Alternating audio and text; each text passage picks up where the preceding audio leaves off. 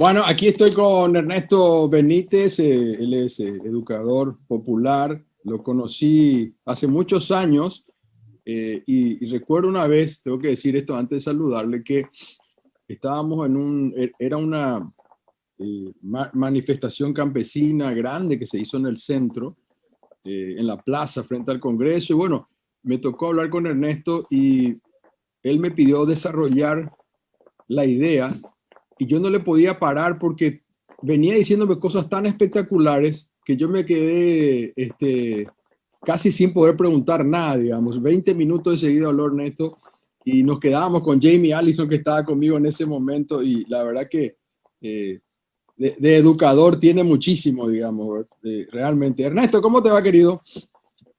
Bien, Leo.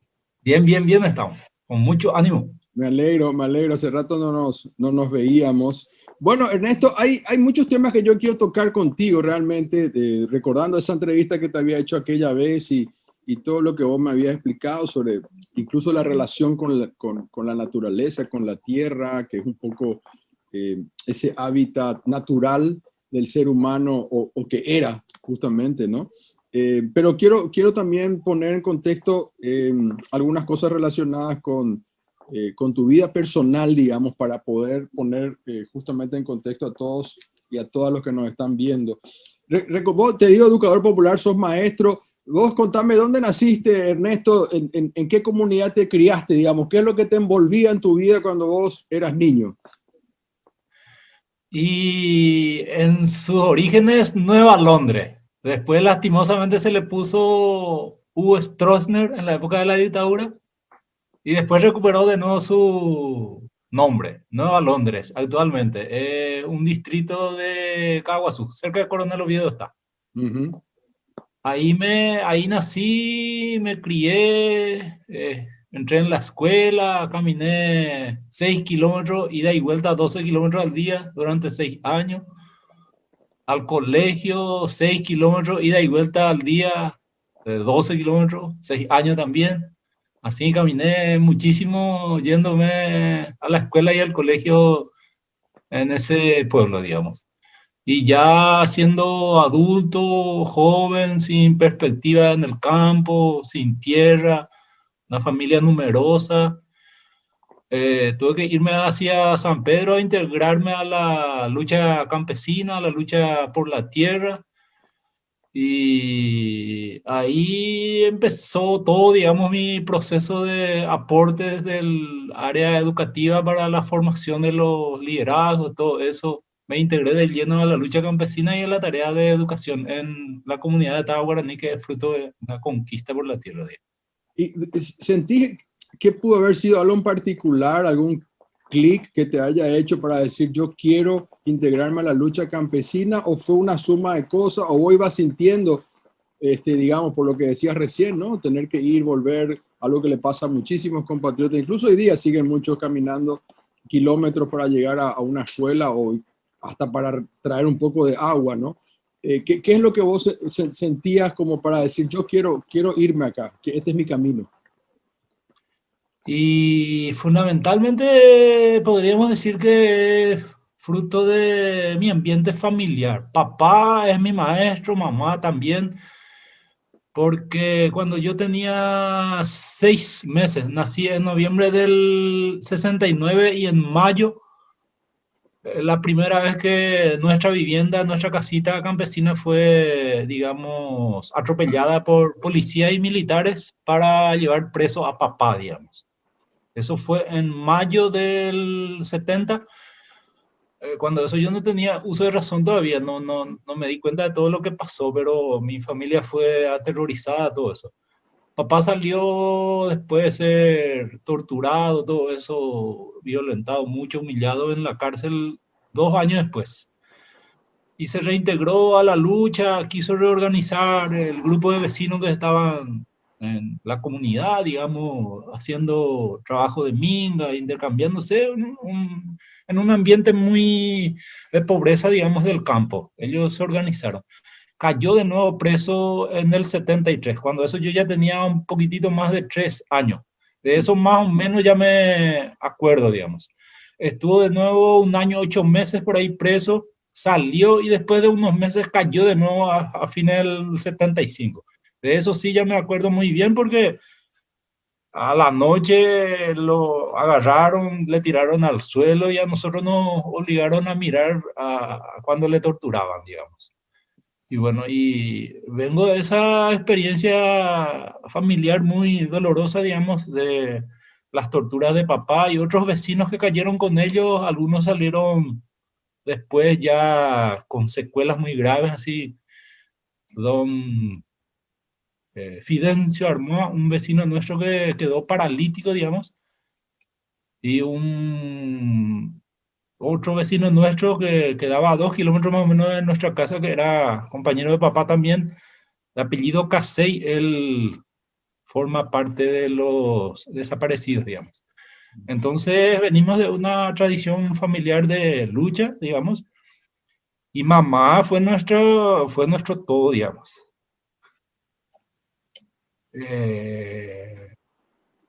70 al 78 más o menos papá casi no estuvo en casa, digamos, y éramos 7, 8 criaturas y mamá nos crió a todos. Evidentemente, todo esa, claro, es lo que... La pobreza en el campo, la miseria, de repente irte a la escuela caminando con hambre, digamos, un contexto muy de exclusión, digamos, en el campo, profundizado con la represión, con la persecución, digamos, no solamente a nuestra familia, sino a toda la comunidad, digamos. En ese ambiente crecimos y mamá y papá influyó muchísimo en, digamos, en la conciencia nuestra en relación a la vida del campo, al trabajo, a la producción, a, digamos, al amor a la tierra, a la comunidad, todo eso. Estoy pensando nomás, Ernesto, que en paralelo a la situación que vos estabas viviendo en el campo, digamos, con ese sufrimiento también de un niño, ¿verdad? De ver al padre siendo torturado, amenazado, todas las desigualdades que a lo mejor uno de chiquito todavía no puede procesar, pero te va entrando intrínsecamente, eso es lo que uno absorbe como una esponja. Se dice luego que hasta los 5 o 7 años el ser humano como absorbe como esponja todo lo que pasa a su alrededor, incluso de la panza de la mamá, ¿verdad? Aunque uno no se dé cuenta conscientemente. Y había todo un país en una situación como la que vos contás. Y en paralelo, si hablamos de la década del 70, estaba el estronismo, ya se estaba hablando ya se había firmado el Tratado de Itaipú, ya habían negociado, ya habían militares, empresarios, gente que se estaba haciendo extremadamente rica y quedándose con muchas tierras, hoy decimos tierras malavidas, digamos, era como que habían dos países, ¿no? El país de unos pocos que entraban con todo y que se sentían los reyes, y por otro lado estaba la mayoría en ese momento todavía en el campo. Y asimismo, todos esos sufrimientos, los golpes que sufrimos en el campo, era parte de un proceso de despojo, digamos, de violencia que sufrió nuestro pueblo para, digamos, derrotar a la resistencia que había contra el modelo dictatorial, digamos, para que ellos puedan apropiarse a partir de la violencia política, digamos, de los recursos que legítimamente era del Estado o que era de nuestro pueblo, digamos. Entonces, la represión por una parte, digamos, encaminaba a la posibilidad del despojo de los bienes que pertenecen a nuestro pueblo. Es producto de la violencia todo eso, esos bienes mal habidos que hoy día están en manos de una minoría, digamos. Sí, y pasa en todos lados. Te cuento que estaba leyendo, lastimosamente en nuestra América Latina, ¿no? Estaba leyendo, yo no quiero mezclar los temas, pero estaba escuchando algo sobre el caso Haití, nomás y la muerte. Dice que hay 4 o 5 familias también allá que acaparan todo en Haití, digamos. Hablando de las luchas, no quiero hacer esto una cuestión personal porque quiero escuchar tu visión, pero sí vos pasaste dos momentos, recuerdo, entre todos los momentos que fueron haciendo manifestaciones, saliendo a la ruta, etcétera. Me habías contado también más de una vez que habías recibido unos disparos y creo que uno fue en la espalda en la primera vez y después hubo un segundo episodio. Sí, y eso fue, en la primera experiencia fue en el 95, 7 de septiembre, en el cruce Santa Rosa de la Guardia. Cuando yo era director en la escuela, digamos, trabajaba con los niños, con los adultos, vecinos nuestros, así de comunidades donde había muchos sin tierra de Santa Bárbara, nos plantearon apoyar la lucha que ellos empezaban a desarrollar, digamos. Después de 10 años de trámites legales, más o menos institucionales, no pudieron conquistar la tierra, entonces decidieron ocupar. Como no tenían mucha experiencia, todo eso, y nosotros veníamos de 3 años de lucha, de 2 ocupación, 2 desalojos, reocupación, estuvimos acá en la catedral, todos esos 7 meses, mucha experiencia teníamos, entonces nos plantearon apoyo. Y yo le convoqué a los padres, madres y eso, en mi función de educador, digamos, a consultar si toda la comunidad tenía que apoyar eso. Y la comunidad decidió apoyar, entonces yo como docente, director de la escuela, también tenía que movilizar a los niños, adolescentes más grandes, digamos, bajo mi responsabilidad. La escuela que permanecía en ese momento estático, digamos, en un solo lugar, se iba a moverse, iba a caminar con el pueblo que iba a acompañar la lucha de los compañeros sin tierra. Y bueno, vinimos todos a acompañar la lucha. Nuestra escuela se trasladó a la ocupación, digamos, y yo con ellos. Estuvimos una semana más o menos ahí en la ocupación en Santa Bárbara y después los sin tierra decidieron salir a bloquear la ruta para presionar, digamos. Entonces nos trasladamos al cruce Santa Rosa y ahí a la mañanita del 7 de septiembre hubo una feroz represión, 21 heridos graves, la muerte del joven Pedro Jiménez de nuestra comunidad de Taba Guaraní, 4 heridos graves de Taba, entre ellos a mí me dispararon, un herido grave de Agüerito que le dispararon en la cabeza al compañero Narciso Villamayor y así de diferentes comunidades tuvimos heridos graves y un compañero asesinado.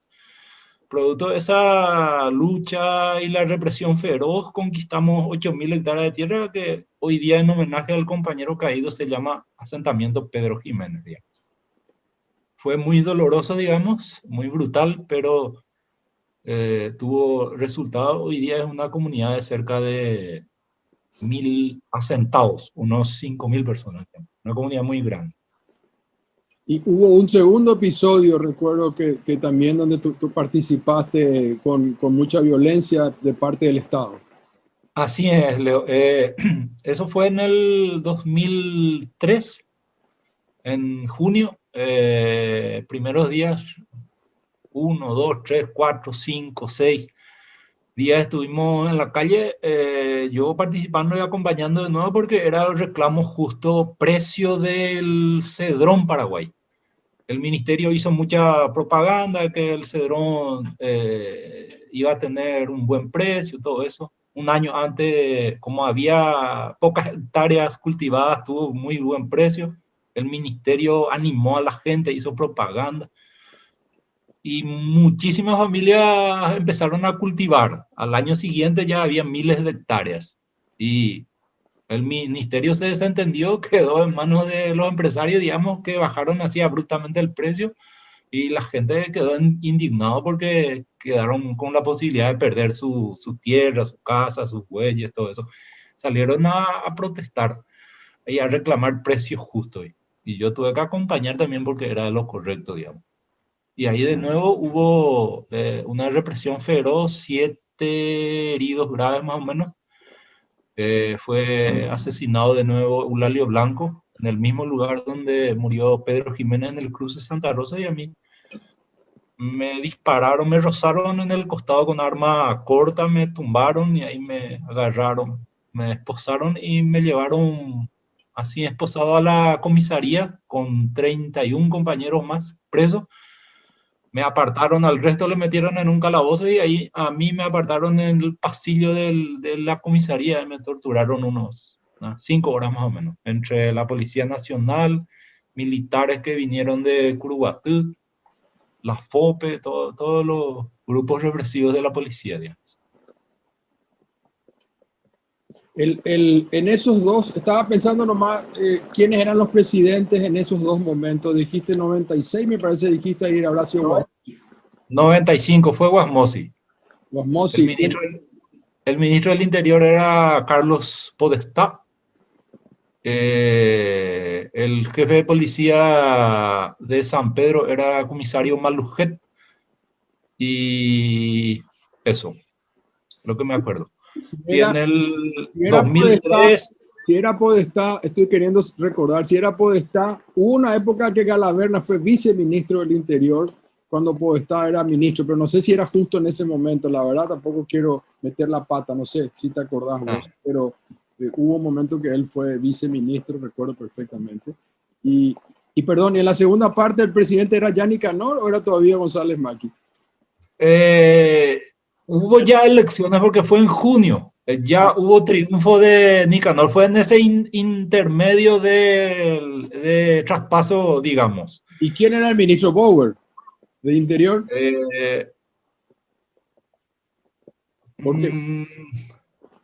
No me acuerdo un poco, no me acuerdo ahora. El fiscal en San Pedro, el jefe de todos los fiscales era Arnaldo Yucio. ¿Ah, sí? O sea, sí. él como fiscal, ¿qué actuación, digamos, tuvo acá? Él decía que hay que desalojar o decía que hay que reprimir o ¿cuál fue su función? Y yo creo que él era el responsable, digamos, que ordenó ese despeje, digamos. Porque a su cargo quedaban todos los fiscales del departamento, pues en el caso del fiscal Lucio Aguilera de San Pedro de Santa Rosa de la Guardia, era subordinado de él, digamos. El que estuvo en la operación en sí es fiscal Lucio Aguilera, digamos. Su jefe departamental era Arnaldo Yucio.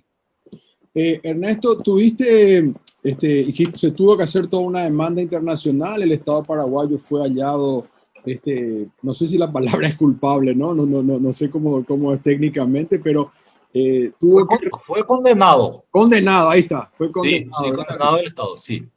Tuvo una condena. Fue una condena y posteriormente, bueno, pasaron los años, no se movía este caso, yo recuerdo que se habló mucho.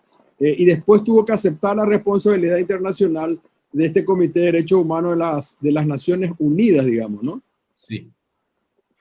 Y en definitiva, la condena al Estado paraguayo consistía en 3 cosas. Tenían que reabrir el caso, acto público, reconocimiento de culpabilidad, pedir perdón, digamos, en nombre del Estado. Eso debe hacer el presidente o el vicepresidente.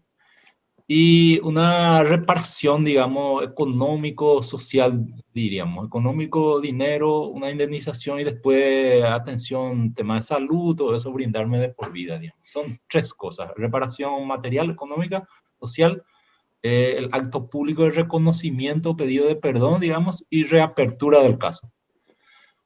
Y en una parte estaba leyendo que se le aplicó a Paraguay la doctrina por primera vez llamada cosa juzgada fraudulenta, que cuando un juicio no cumple con los requisitos mínimos de protección a los derechos humanos, ni una investigación realizada con un protocolo, tampoco hubo análisis, ni una intención definitiva de llegar a la verdad y reparar los hechos en la búsqueda propia de la justicia, digamos. Estoy leyendo yo esto, ¿no? Porque no soy abogado, sí. Pero para que se entienda un poco por qué Paraguay incurrió en todas estas faltas.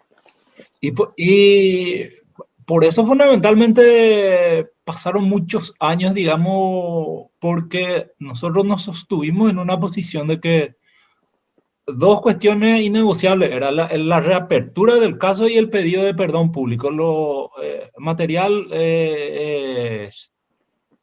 digamos, algo complementario, pero no es fundamental. Lo fundamental es que el Estado, el jefe de Estado, en este caso el presidente de la República, si es posible, reconozca que el Estado paraguayo cometió un crimen. Eso es fundamental. Y en la reapertura del caso. A nosotros nos dijeron por la cuestión legal de que era imposible porque era legalmente que un caso ya juzgado ya no se podía juzgar de nuevo segunda vez, todas esas cuestiones legales. Entonces, CODEUP y sus abogados, asesores que trabajan la cuestión de derechos humanos recurrió a experiencias en el continente, revisó experiencias que hay en la Argentina, en el Perú, en Colombia, todo eso. En muchos de esos países hubo experiencias así de este tipo y en la mayoría de los casos se reabrieron, digamos, el Estado asumió esa responsabilidad porque se nota así claramente de que no hubo intención de aclarar. En el caso mío, por ejemplo, nunca me llamaron a declarar todo eso, nada, y después de 2 años, o paré. Se acabó porque no había pruebas, no hicieron nada, digamos. Entonces se nota a las claras que fue algo fraudulento para apañar la violencia del Estado, todo eso. Entonces se ¿Y recurrió se a... reabrió el caso? ¿Se reabrió el caso? Sí, se logró reabrir porque se ubicó en ese... algo nuevo, una experiencia nueva en nuestro país, una jurisprudencia, podríamos decir, porque se demostró que es cosa juzgada fraudulenta, que legalmente es insostenible demostrar que se hizo todo el proceso Claro. y que no se descubrió nada, no se hizo nada, todo fue fraudulento, por eso el Estado paraguayo tuvo que reconocer de que no se hizo en condiciones las cosas, por lo tanto se debía reabrir el caso. Y se reabrió, está a cargo del fiscal Vivolini.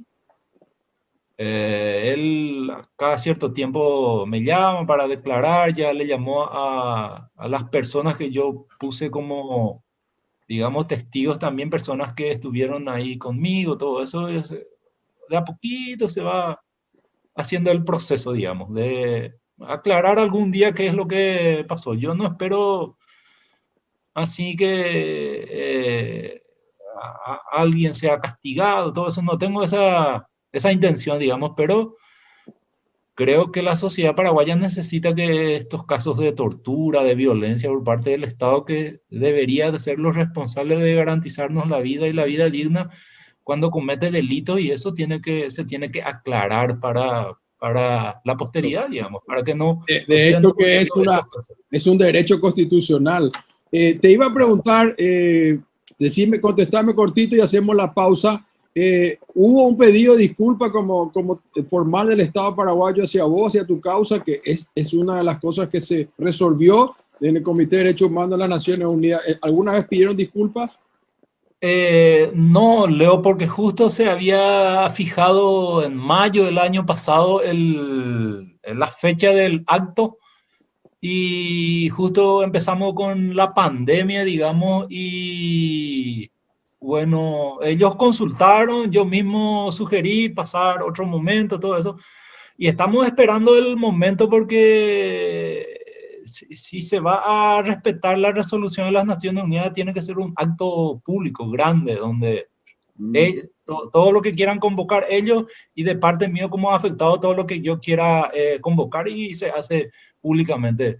O sea que dependiendo de mi intención, yo quiero que sea un acto numeroso, que sean convocados los compañeros, compañeras, así que anteriormente sufrieron torturas también, que pasaron momentos muy dolorosos, o familiares, compañeros míos que fueron heridos, todo eso. Yo quiero que sea un acto grande, simbólico, importante, digamos, y por eso no se hace todavía, por la cuestión de la pandemia. Y otro aspecto de la reparación social, podríamos decir, a mí me plantearon individualmente, digamos, garantizarme salud de por vida. Y yo le dije el año pasado, eso no, en noviembre más o menos hablamos con el Ministerio de Salud. Y yo le planteé algo alternativo, como la lucha que yo siempre participo no es una lucha individual, ni un sacrificio, ni un esfuerzo, ni riesgo individual, sino que es colectivo, comunitario, digamos.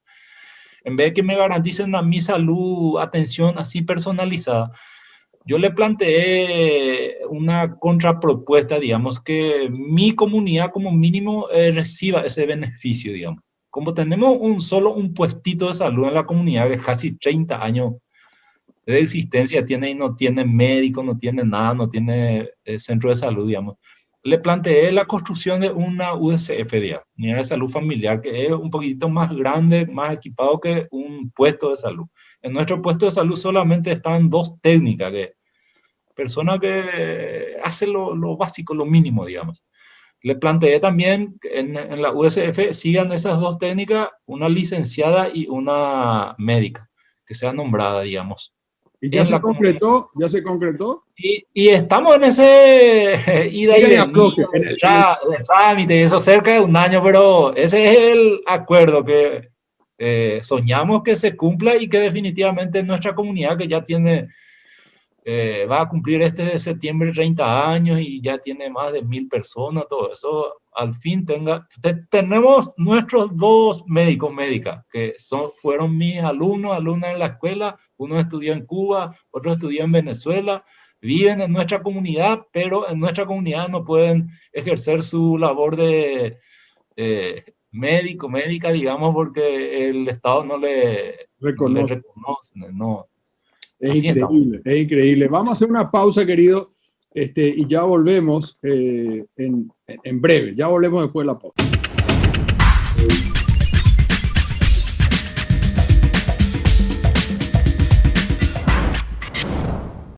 Bueno, seguimos con Ernesto Benítez, educador popular. También es dirigente, lógicamente, campesino.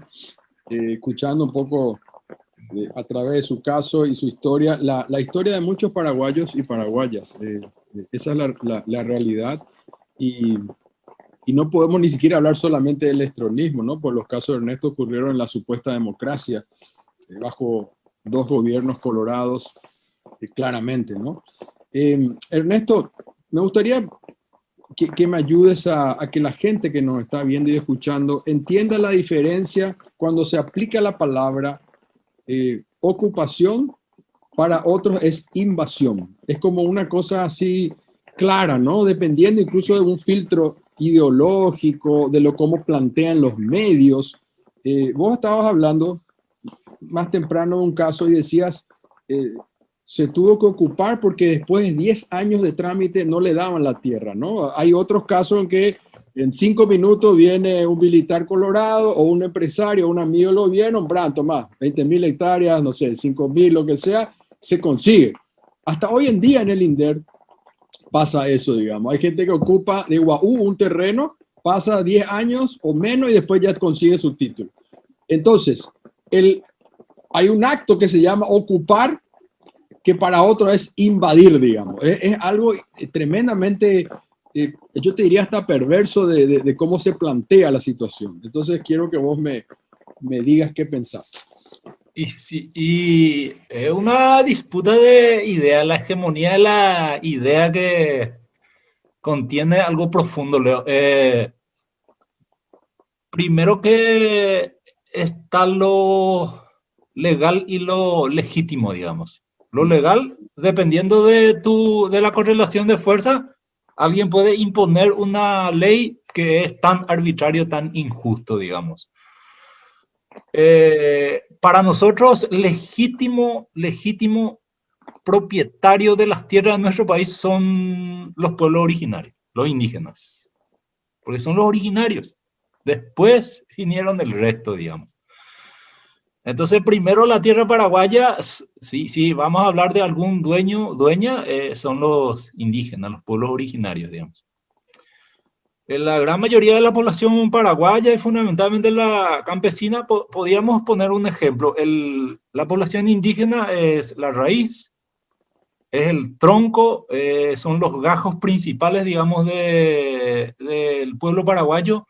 Y las ramas más pequeñas, gajo más pequeño, digamos, las hojas, somos la población paraguaya fundamentalmente campesinas. La raíz, el tronco principal, los gajos principales, es la población originaria. Después venimos nosotros, ya producto de ellos.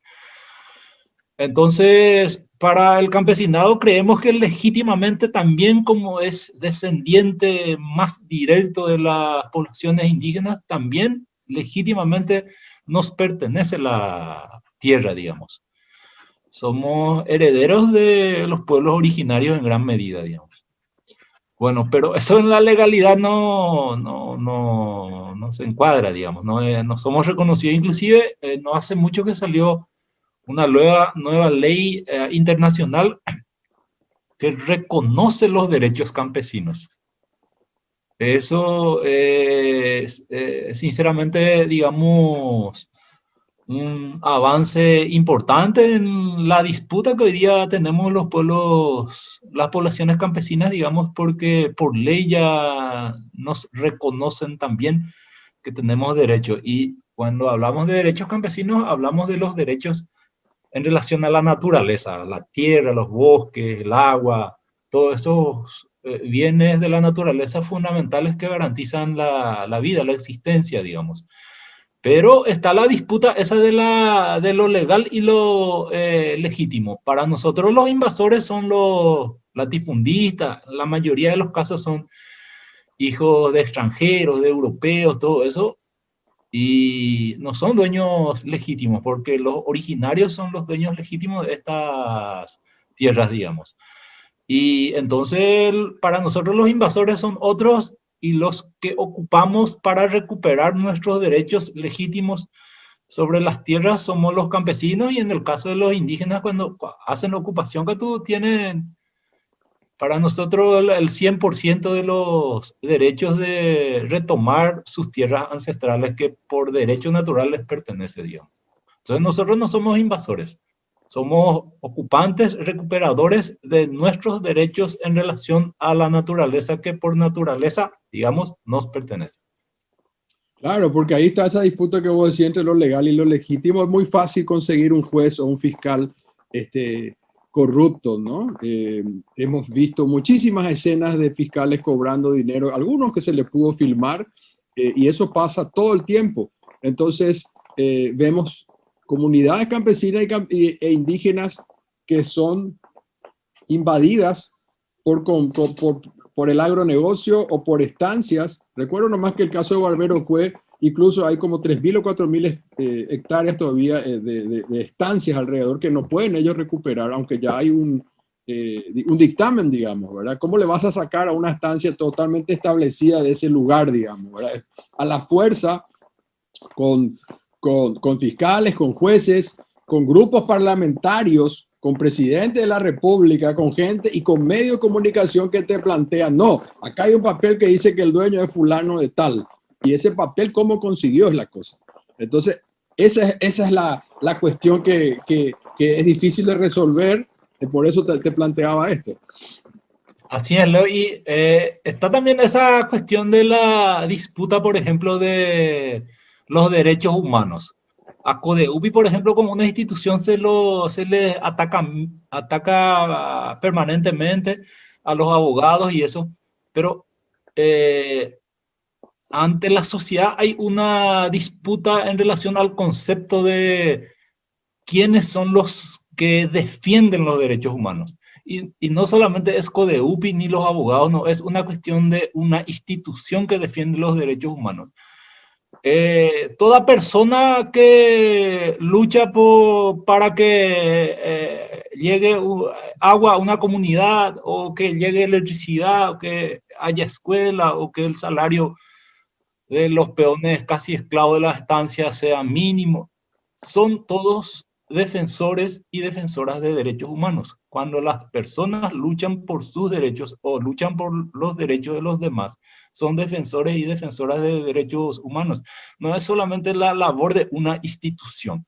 Y en eso hay una disputa tremenda también, porque se quiere atacar, centrar en una institución, los abogados, que son todos bandidos, que son todos criminales, pero lo esencial que es la lucha de todo ser humano por sus derechos, eso se quiere anular definitivamente. Entonces, cuando hablamos de defensor o defensora de derechos humanos, no es solo una institución ni un abogado o abogada, sino que es toda persona que lucha por sus derechos o por los derechos de los demás. Y eso todos somos en el campo, la dirigencia social, todo eso, educadores, de mujeres, de indígenas, todos son defensores y defensoras de derechos humanos.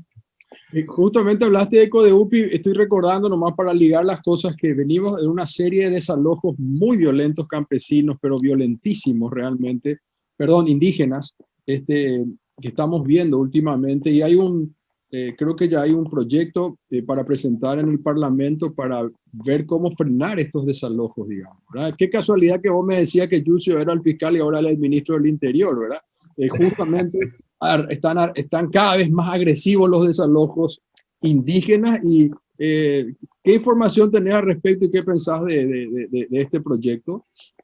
No, y estamos acompañando eso, digamos. Ayer estuvimos un grupo importante de la dirigencia campesina, digamos, conversando, discutiendo, y nombramos a dos compañeros, una compañera y un compañero, para acompañar la presentación de ese proyecto de ley, digamos. Y creemos que si el gobierno mínimamente va a ser coherente con sus mismas resoluciones y la resolución de organismos internacionales que definió que existe una pandemia mundial, eso significa que las autoridades tienen que hacer esfuerzos extraordinarios para garantizar la vida de nuestros pueblos, digamos.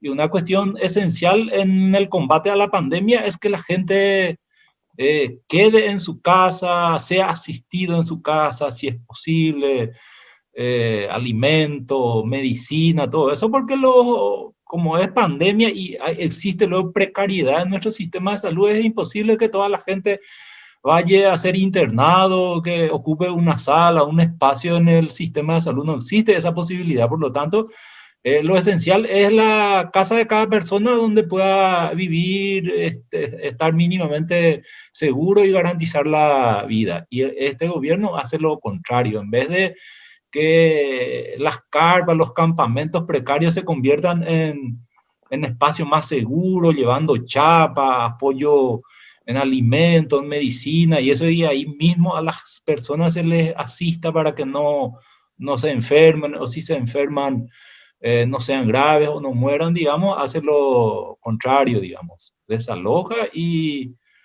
es un acto de muerte, digamos, sinceramente hablando, porque es eso, sacarle a la gente en esta situación extremadamente crítica y de muerte, digamos, de su lugar de vida, es como, es, no sé, un fusilamiento, un ahorcamiento, es matarle a la gente, digamos. Y es lo que ocurre, es doloroso, digamos. Sí, sí, justamente hilando un poco con lo que vos decías de esa raíz de indígenas, de los pueblos originarios que son los dueños de esta América y son los más golpeados, ¿no? En Paraguay bueno, vamos a hablar de nuestro país, digamos, pero realmente increíble cómo eh, no solamente la discriminación diaria, ¿no? Digo Paraguay porque estamos viendo algo insólito, que en Chile hay una mujer indígena que va a liderar la constituyente, digamos, era algo increíble, Sí. también maravilloso, digamos, pero acá es...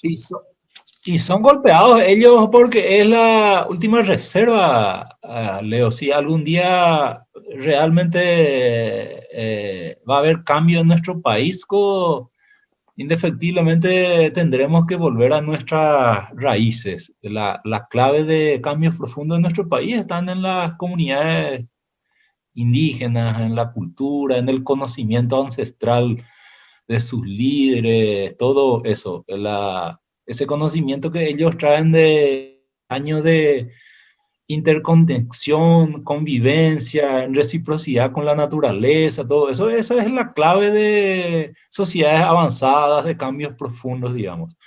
Y eso es lo que se quiere matar definitivamente, la posibilidad que tengamos un ejemplo, basarnos sobre nuestras raíces mismas para plantear cambios sociales, humanistas, transformadoras, digamos.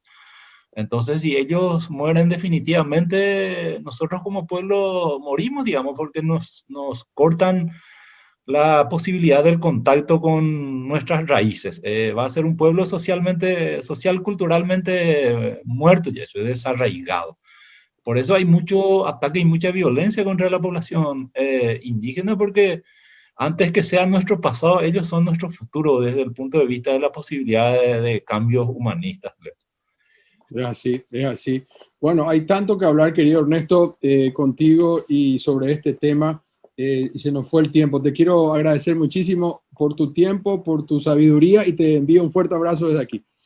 Gracias, Leo. Un abrazo.